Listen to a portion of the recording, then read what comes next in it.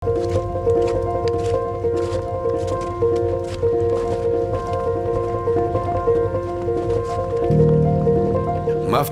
O'zbekiston ijodiy guruhi Qashqadaryo viloyatining betakror manzillari bo'ylab sayohatini davom ettiradi.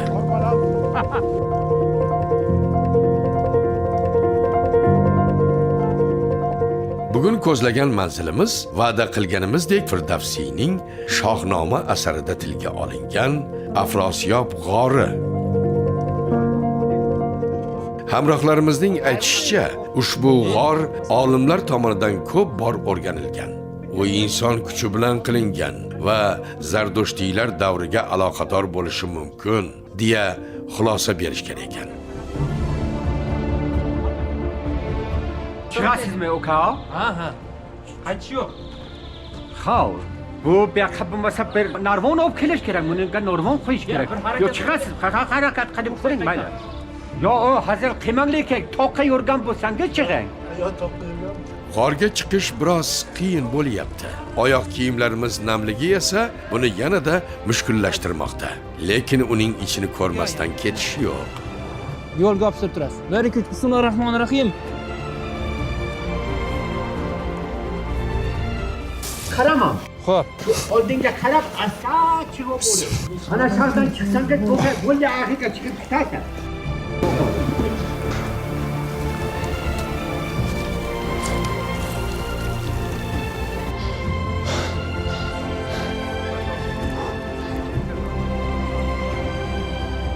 Bo'ldi.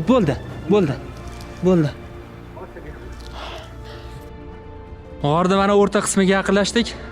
Lekin shu yoqqa chiqincha ham past toshlikda tushib ketsa odam albatta jarohat oladi. Shuning uchun ancha hadaksirab qoldik. Arqon bo'lganda aniq chiqib ketadi. Sizga arqon tashab, arqonni yo'lda bir narsa qilib chiqsa bo'ladi. Yuqorisiga chiqamiz, qani ichkarida nimalar bor ekan.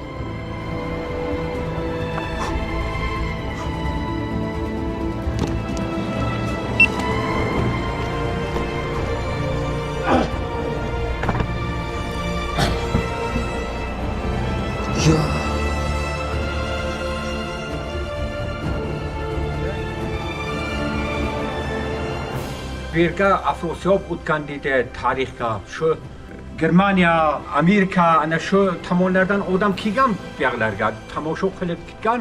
Oldin bizlar chiqaydik yoshligimizda kitoblar bor edi, eski kitoblar. Hozir yo'qotib ketgan endi, ular yo'q. Bizlar shu yoshligimizdan bilaydiki, mana shaharlariga yog'och qo'yib, ustidan shaxs saqlanaychi edi odamlar.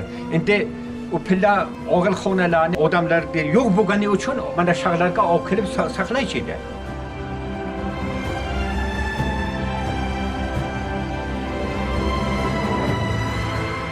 Biz bu yoqdan keldik. Bu yerda esa kichkina mana shunaqa uyoq joy bor ekan. Nima ekan ha? Qani kirib ko'raylikchi. Kattagina joy ekan uni o'zi ham. Afrosiyob to'xtagan joylar, Makedonskiy qadam yetgan joylar, nimadir ko'rib tashagan. Tashqarida odam sovqotadi. Lekin bu yer mutadil havo. Bemalol o'tirsangiz, o'rtada gulxan yoqsangiz ham bo'ladi. Sayyohlar uchun ham bir ajoyib joylardan biri bo'lishi mumkin.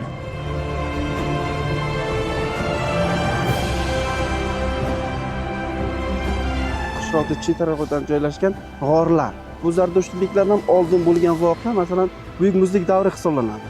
O'sha paytda odamlar muzlikdan avval, ya'ni tik joylarda yashab, keyin o'sha muzlik bo'lgandan keyin tog'larga chiqib, g'orlarga yashagani haqida. Afrosiyob g'ori deymiz. O'shandan ham odamlar yashagan yoki yashash iloji bor degan masala bor bu yerda. G'or Afrosiyob degan hukmdorning zindoni hisoblangan o'sha.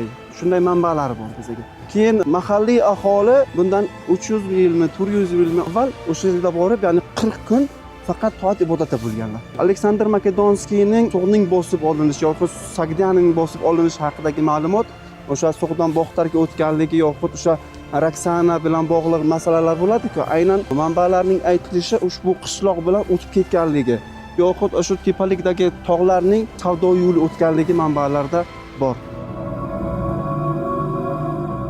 Uyoq joy bor ekan. Nima ekan ha? Qani mana bu kul qoldiqlariga qaraganda bu yerda o'zi odamlar mana gulxan yoqib o'tirgan.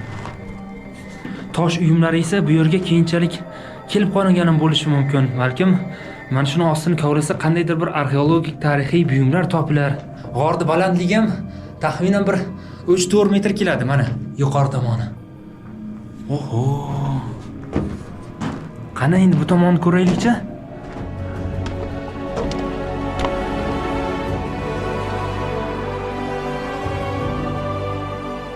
mana shu qishloqda joyi ko'l bo'lgan, oldi yopilgan bo'lgan, buyog'ini Kurdiston dedi buyog'da. Buyog'da paybaxsha dedi. Ana shu paybaxsha bilan Kurdistonga kema o'tgan ekan dedi. Shu uchun birdi ko'l degan. Bir xil joylarni kovlasak, ko'zalarda, odamlarda suyagi, qabriston, ana shunday narsalar bor. Bu tomondan bor deydi. Qishloq ko'l bo'lganda odamlar qayiq bilan kelib, yerga dam olgan, panagoh ham sifatida foydalangan deyishadi. Shunday, xuddi shunday. Keyin buni osta buni suv yo'l ochib, daryo borda qishloqning ichidan. Olib dedi, keyin daryo ketgandan keyin o'rniga mana bu yoqqa qishloq bo'lgan. Hozir 356 ta xo'jalik, 1500 dan oshiq aholisi mana o'sha ko'lni joyida mana shunday chiroyli bir maskan, qishloq paydo bo'lgan. Endi tepa tomonni ko'raylikchi. Faqat mana shu yo'lakcha juda ham xavfli ekan. Sababi tuproqli joy, tayib ketish mumkin. Va mana bo'ldi, bitta qiyin joydan o'tdik. Mana endi ikkinchi joy. Nimaga? G'orning yarmiga chiqdik. Aksariyat sayyohlar shu yergacha kelar ekan. Tepaga chiqishga otlanayotganimizni ko'rgan yo'lboshchilarimiz arqonsiz u yerga chiqish xavfli deya qarshilik ko'rsatdi. Yo, tekis joy. Borma degandan keyin bormagan shamol. Hozir qaytib olishni o'ylab turibman. Janim o'sha chiqdi. Na iloj ortga qaytdik.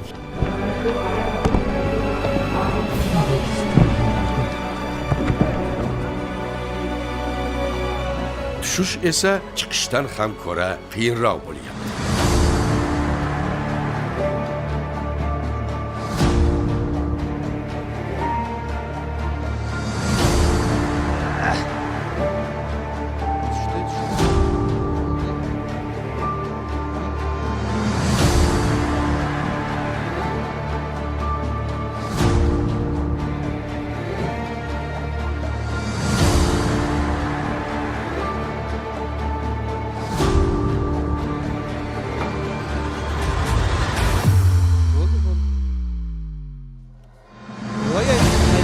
Bir amallab pastga tushdik.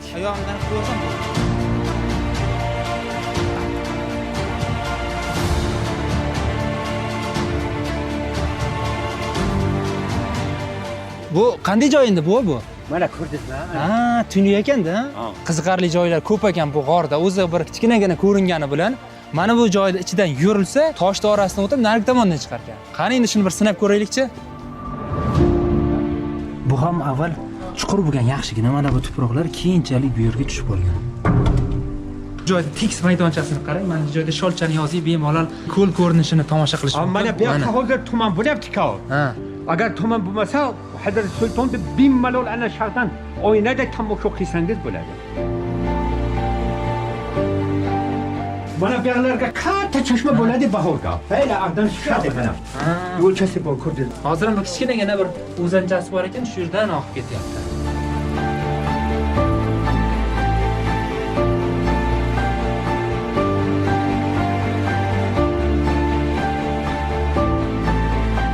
Bu yerda eski yuvinadigan joy, ana hammomda bo'lgan. Shu boboylar, ota bobolarimiz kirib shu yerga ertalab qor payti ham, shu yoz payti ham shu yerga cho'milib kirgan.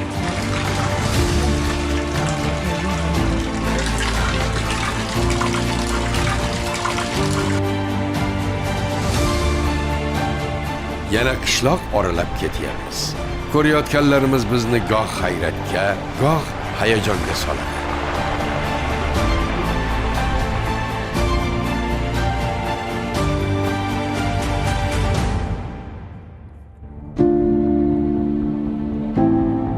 Dastlabki moddiy manbalar, topilmalar Zardushtiylik dini qaytadan hozirgacha bo'lgan davr haqida guvohlik beradi. Topilgan ko'zalar ichidan kul chiqadi. O'sha kul biz bilamizki, Zardushtiylikda, ya'ni odamni keyingi oxirida o'sha ko'zaga olib ko'mgan yerga. Chunki tuproq muqaddas hisoblangan. Aynan ana shu Zardushtiylik davridagi manba bo'lib hisoblanadi. Demak, Zardushtiylik davri bo'lgan paytda ushbu qishloqda odamlar yashagan. Keyinchalik 9-asrning boshlariga yoki o'rtalariga kelib, O'rta Osiyoga arablarning bosib kirishi. O'sha davrda Abbosiylar davridagi qo'zg'olonlar bo'ladi.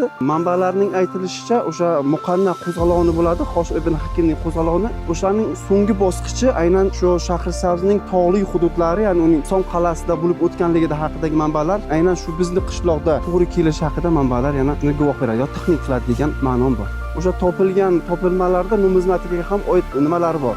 Masalan, topilgan tangamiz 4-5 yil bo'ldi. Somoniylar davridagi Nuh 2ning tangasi hisoblanadi. Oltin tanga bo'ladi. Uni ikki tomondagi yozuvlari yoki tushirilgan tasvirlari ham aynan shundan dalolat beradi.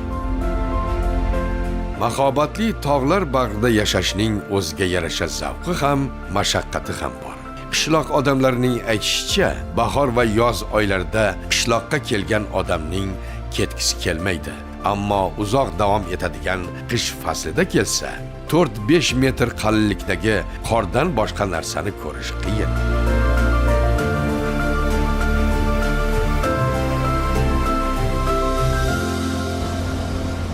Maftunkor ko'l qishlog'i bilan tanishib, samimiy va softil ko'lliklar bilan suhbatlashib, vaqt o'tganini ham sezmay qolibmiz.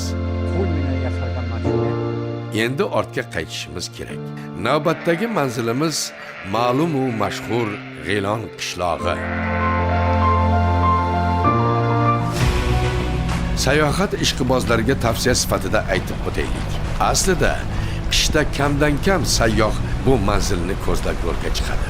Boisi ko'rib turganingizdek, yo'li nihoyatda og'ir. Shuning uchun albatta yo'l tanlamas avtoulovdan foydalaning. Yo'lning ayrim joylarida mashinangiz g'ildiragiga zanjir bog'lab harakatlanishingizga to'g'ri kelishini ham nazardan qochirmang.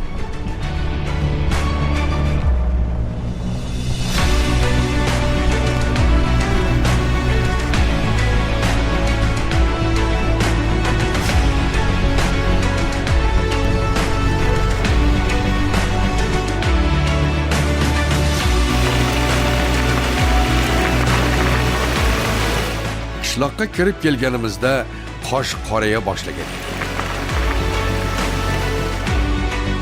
Hamrohlarimiz yangi qurilgan mehmon uyiga boshlab kelishdi. Aytishlaricha, bunda tunagan birinchi mehmon biz bo'larkanmiz. G'ilonga sayyohlar oqimi yildan yilga ko'payayotganligi sababli aksar aholi ana shunday mehmon uylarini qurib, barcha sharoitlarni yaratib qo'yayotgan ekan. Shinamgina xonalar, dam olish, ovqat pishirish uchun barcha qulayliklarga ega. Derazadan esa oppoq qorli cho'qqilar ko'rinib turibdi. Mehmon uyda biroz dam olib, oyoqlarimizning chigili yozilgandan so'ng asarlarini tomosha qilib, qishloq haqida ko'p tasavvur olganimiz. G'ilonlik mashhur rassom Sharif akaning xonadoniga borib suhbatini olsak-chi, deya taklif kiritdik yo'lboshchilarimizga. Taklifimizni ma'qullashgach, yo'lga tushdik. Bu yaxshi buloq muzlab qolmas ekan-a, yaxshi. Kechasi muzlab qolmaydimi?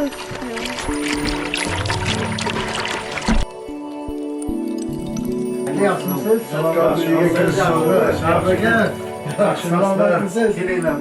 Sog'lig'ingiz yaxshimi? G'ilondagi ijod qilmasa ham bo'lmaydi-da. Qish bo'lsa ham baribir bizni bir yo'qlab kelaylik deb kelyapmiz-da. Sizlarga xalaqit qilmaydi, biz boshqa rasmlarni tomosha qilib turaylik. Sizlar bir aka bilan suhbatni davom ettirsanglar yaxshi bo'ladi. Yangi asarlar bordir, shular to'g'risida bir tomoshabinlarga tushuncha beraylik.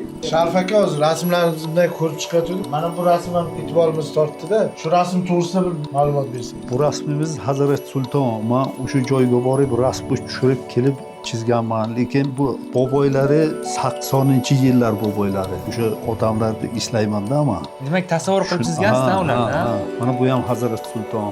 O'sha cho'qqi. Boboylar kechasi dam olib, soat 12 kechasi yo'lga chiqadi tepaga. Sharif aka ijodida G'ilonning qadimiy qiyofasi, mahalliy aholining asrlar davomida shakllangan madaniyati, turmush tarzi, tabiiy maskanlar jonli va hassos ifodalangan. 40 yil oldingi G'ilon boshqacha edi. Uylarga tom yo'q edi, mana shifer. Umuman boshqacha edi qishloq. O'shalarni ko'proq chizgim keladi. Chunki tarixga baribir qolish kerak-ku. 100 yildan keyin odamlar biladi qishlog'imiz qanaqa bo'lganini. Maqsad shu bo'laydi. Tabiat ichida ishlagan rassom ilhom mana ishlaydi-da tabiat ichiga. Endi shaharda bo'lsangiz foto ustidan qarab chizasiz. Bizning qishloqqa hammasi tayyor o'zi. Naturadan qarab chizasiz. Yorug'lik farqi bor.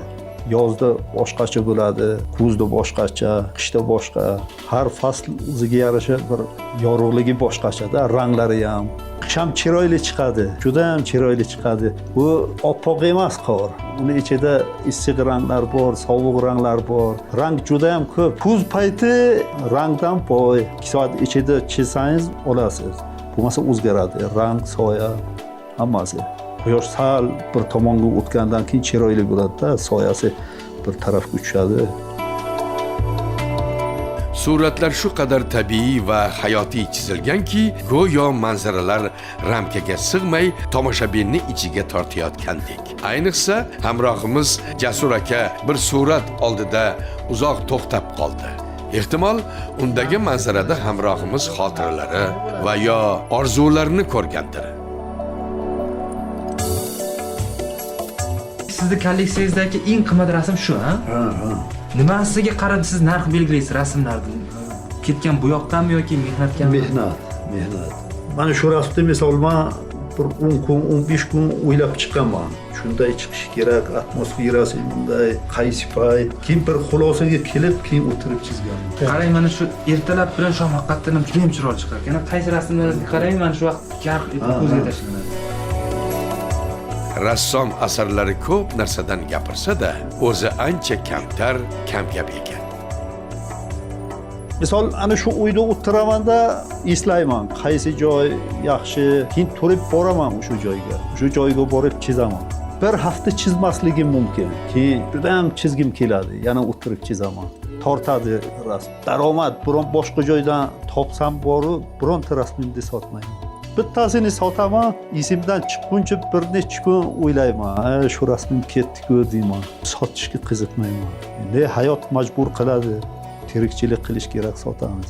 O'zimda rasmlarimni kopiya qilsam o'zidan chiqmaydi. Chunki mana bitta rasmni chizishdan oldin bir ilhom keladi-da rassomga. Keyin ilhom bilan chizadi. Keyin sotishga misol kopiya qilib chizaman desangiz, ilhom yo'q. Majburiy holatda chizasiz. Rassom bilan ham suhbat bo'lib, ijodidan bir olam zavq olib xayrlashganimizda tun cho'kkan edi. Hamrohimiz 2 xonadon narida turadigan hunarmand boboning ijodxonasiga kirib o'tishni taklif qildi.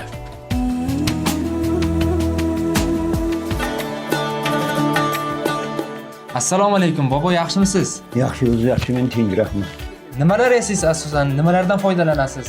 Ko'pi yong'oqdan, Mahsulotlaringizni xaridorlar qayerdan bo'lishadi endi? boshqa davlatlardan keluvlar olyapti. Fransiya, Angliya, Arabistondan keluvdi yaqinga, o'shalar olyapti. Yog'ochdan ro'zg'or uchun zarur buyumlar va milliy ruhni o'zida mujassam etgan esdalik sovg'alar yasovchi hunarmand Nasrullo ota Jumayev gap so'zga anchayin chechan ekan. Gap so'zdagina emas, yuz ko'zda ham hunarga bo'lgan mehrini, muhabbatini ko'rishingiz mumkin.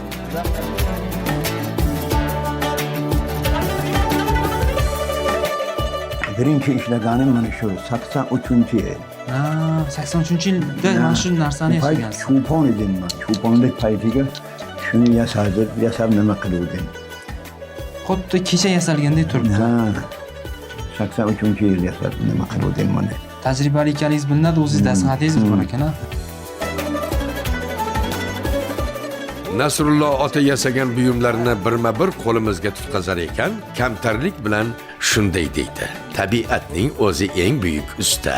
Men esa faqat undan ilhom olaman xolos. Bu so'zlar ustaxonadagi har bir buyumda o'z tasdig'ini topgandek. Mana bular tabiat o'zi yasab bergan. Mana ozgina men bunga o'zgartirib, nima qilib, mana qarang. Ikki ko'z qo'yib, mana birini qolgani o'zi tabiatning nimalari, tomirlar. Yer dedi, qara. Ana shundan bir qarang, bir ajoyib san'at asari chiqqan. Hayvon shakli. Hali shakl olmagan yog'och bo'laklari, yarim tayyor buyumlar. Ular hozircha sukutda, ammo hademay usta hunarmand qo'lidan chiqib, har biri go'zal san'at asariga aylanadi. Shu nimani ko'rsam, o'zimga ozgina to'g'ri kelsa, men o'shani yasayman. Paslar ko'raman, birovni qo'liga ko'raman, shuni yasayman. Qat'iy nazar, u qanday og'ir bo'lsa ham baribir men uni yasayman.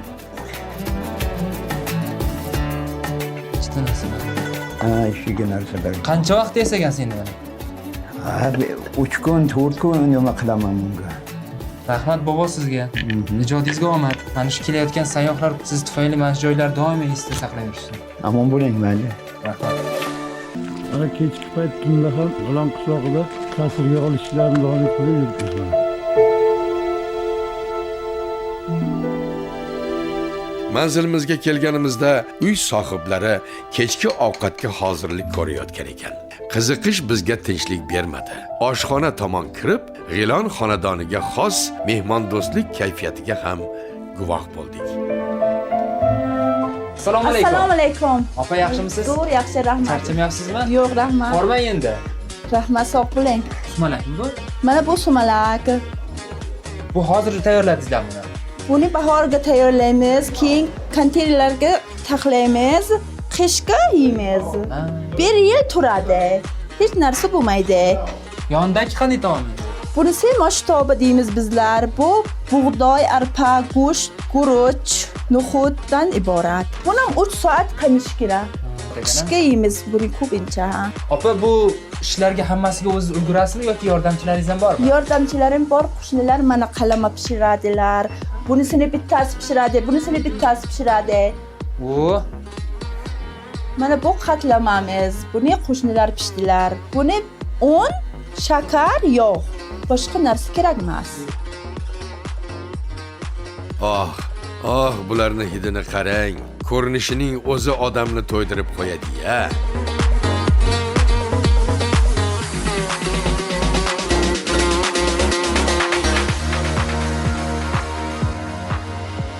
Shir guruch deymiz. Bunga faqat guruch, sut, keyin sariq yog' kerak. Bunisi havlo. Bu qaymoq, faqat un kerak. Ha, bu unmi hali? Un, ha, un. Biron bir qandaydir behinim yoki olmamini anaqasi? Yo'q, faqat un bilan qaymoq shunaqa bo'ladi. Yondagisi-chi? Yondagisi atala g'o'ling deymiz bizlar. Bu g'o'lingdan undan iborat bu ham. Yo'q, poq kerak emas. Suv, faqat suv. Ikkalasi ham undan tayyorlangan, lekin ko'rinishidan hech sira unga o'xshamaydi. Uni bor. Mehmonlar asosan qayerlardan kelyapti? Nimalarni xohlashadi ular? Mehmonlar mana ko'pincha yaxshi ko'radiganlar qatlamani, havloni yaxshi ko'radilar. Yangi mehmon uyi qurgan ekansizlar. O'zi mehmonlar kelyaptimi o'zi? Ha, kelyapti. Demak, talab yuqoriligi uchun bu narsani ishga tushirdingizlar-da? Ha. Mazali bir-biridan shirin taomlar tayyorlagan ekansiz. Ishlaringizga omad. Rahmat, sog' bo'ling. Mana shu mehmon uylaringiz doim mehmonlar bilan to'lsin. Rahmat, sog' bo'linglar. Mayli opa, charchamang. Mayli, rahmat, sog' bo'linglar.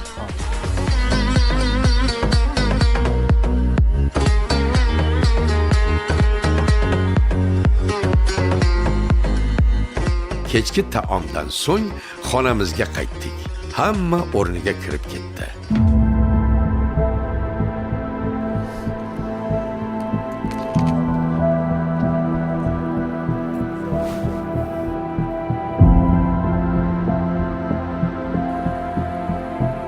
Tong otdi. Tashqariga chiqsak, havo juda sovuq. Biz tunab qolgan xonalar issiqligidan sovuqni sezmagan ekanmiz. Chekka bir qishloqda mana shunday sharoitlarning yaratilgani to'g'risi tahsinga loyiq.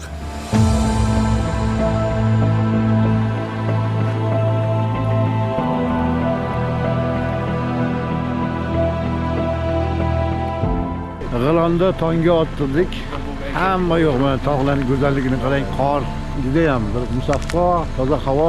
To'g'rimi Qahramon aka? Shunday. Hatto yuqori sarhadlarda qorning qalinligi hozir 70-80 sm. Mana hozir qishloqda o'zida ko'ryapsiz, 25-30 sm qor. Bu mo'l-ko'lchilikdan, barakadan darak. Tu xalqning kayfiyatini ham ko'rdingiz-ku. Bunaqa qorlarni, bunaqa ob-havoni ko'rib, xalq xursand. Xalqning kayfiyati juda ko'tarinki. Shahboz yaxshi dam oldingmi? Ha, albatta. Mana shu kechqurun qor yoqqanda atrof nihoyatda sovuq edi. Qanday o'tkazar ekanmiz tunni deb o'ylagandik, lekin mana bunday shinamgina yangi qurilgan mehmon uylarda dam oldik. Atrofga qarang, oppoq qoq. Hamma uylar xuddi rasmlarda ko'radigandek manzara. Endi safarimizni davom ettiramiz. Mana shu G'ilonda manzaralarni ko'rsatamiz. Qani marhamat, chiqinglar bo'lmasa. Kayfiyat qanday? Zo'r. Kayfiyat juda a'lo. Mana endi o'z tuyuling tog'li joy, sovuq joy. O'zbekistonning eng chekka hududida bir xonadonga keldik desangiz, yarim mehmonxona ekan mana. Hozir shunaqa imkoniyatlar bor. Nimaga mehmonxona qurgan? Chunki talab bor. Shu qishloqqa manzarani ko'rish uchun, tog'larni ko'rish uchun mehmonlar kelar ekanda.